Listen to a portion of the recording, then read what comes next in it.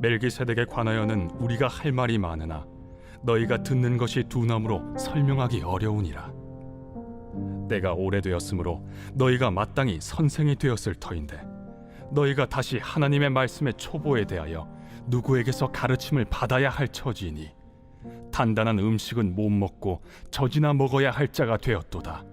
이는 젖을 먹는 자마다 어린아이니 의의 말씀을 경험하지 못한 자요, 단단한 음식은 장성한 자의 것이니 그들은 지각을 사용함으로 연단을 받아 선악을 분별하는 자들이니라.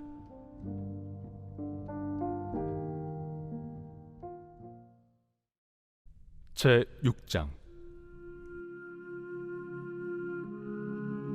그러므로 우리가 그리스도의 도의 초보를 버리고 죽은 행실을 회개함과 하나님께 대한 신앙과 세례들과 안수와 죽은 자의 부활과 영원한 심판에 관한 교훈의 털을 다시 닦지 말고 완전한 대로 나아갈지니라.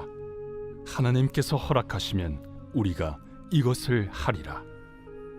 한번 빛을 받고 하늘의 은사를 맛보고 성령에 참여한 바 되고 하나님의 선한 말씀과 내세의 능력을 맛보고도 타락한 자들은 다시 새롭게 하여 회개하게 할 수 없나니, 이는 그들이 하나님의 아들을 다시 십자가에 못 박아 드러내놓고 욕되게 함이라.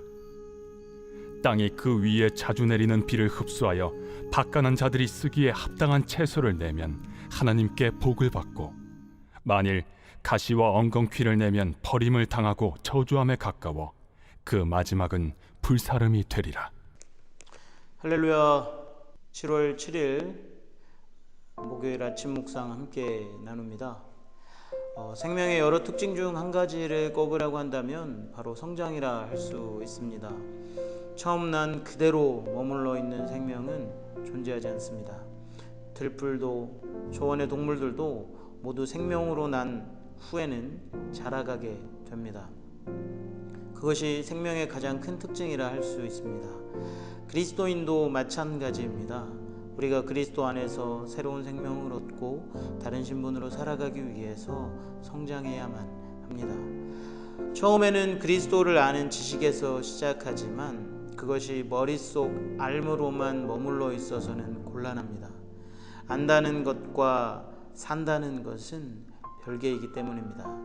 우리의 신앙은 지식에서부터 인격이 되고 인격에서 삶의 원리까지 나아가야 합니다. 그때 우리 신앙은 열매를 맺게 됩니다. 나무는 열매를 보고 알듯이 우리의 신앙도 결국 열매를 보고 알 수 있습니다. 열매 없는 나무가 공허하듯 열매 없는 삶은 위험합니다. 마찬가지로 지식에만 머무르는 신앙은 위험합니다. 오늘 본문은 성도들에게 무엇을 요구하고 있습니까? 먼저는 머물러 있지 말라고 요구합니다. 성장하지 않는다면 믿음을 잃을 수 있습니다. 어린아이는 연약하기에 이유식을 먹죠. 그리고 이유식을 떼고 난 후 천천히 일반식을 먹게 됩니다. 그러나 자라고 있음에도 몸은 커져감에도 불구하고 이유식만 먹게 된다면 어떻게 되겠습니까?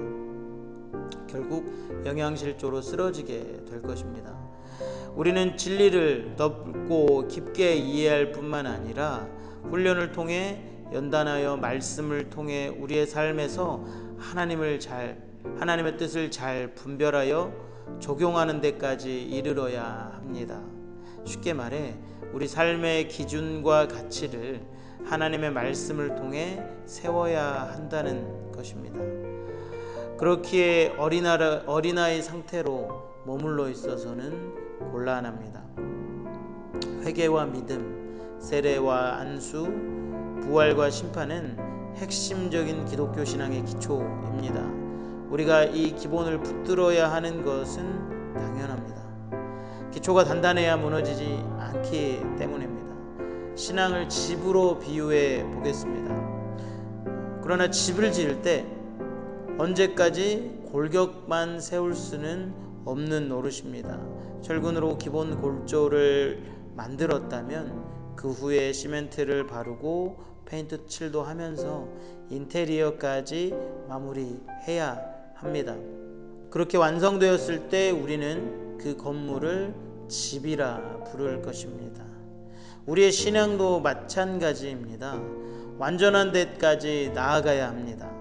튼튼한 기초를 세웠다면 그 위에 견고한 진리의 집을 세우고 그 진리가 개인과 공동체의 삶에 능력 있게 영향을 미치게 해야 합니다. 마지막으로 열매를 맺어야만 합니다. 이스라엘 공동체가 오랫동안 하나님 신앙을 지켜왔지만 그리스도를 못 박아 죽게 만들었습니다. 마찬가지로 한때 빛을 보고 하늘을 맛보고 성령의 역사에 참여하고 하나님의 선하신 말씀과 능력을 경험했다 하더라도 열매를 맺지 못하게 된다면 다시 용서받을 수 없을 것이라 6절은 증언합니다. 그러므로 우리는 우리의 신앙이 멈추지 않고 자라나 열매 맺을 수 있을 때까지 정진해야만 합니다. 깊게 뿌리 박힌 나무라고 다 합당한 열매를 맺는 것은 아닙니다. 기쁨으로 받지만 핍박이나 욕망의 유혹에 넘어져 열매 맺지 못하는 나무도 있습니다. 열매가 없다면 그 나무는 생명이 없는 것입니다. 사과나무에 사과가 없다면 그것은 사과나무가 아니라 그저 나무에 불과합니다. 내게서 맺히는 열매를 확인해 보시기 바랍니다.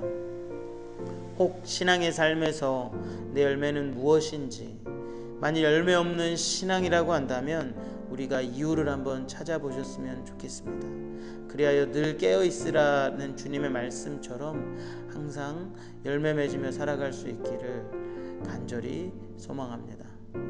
감사합니다.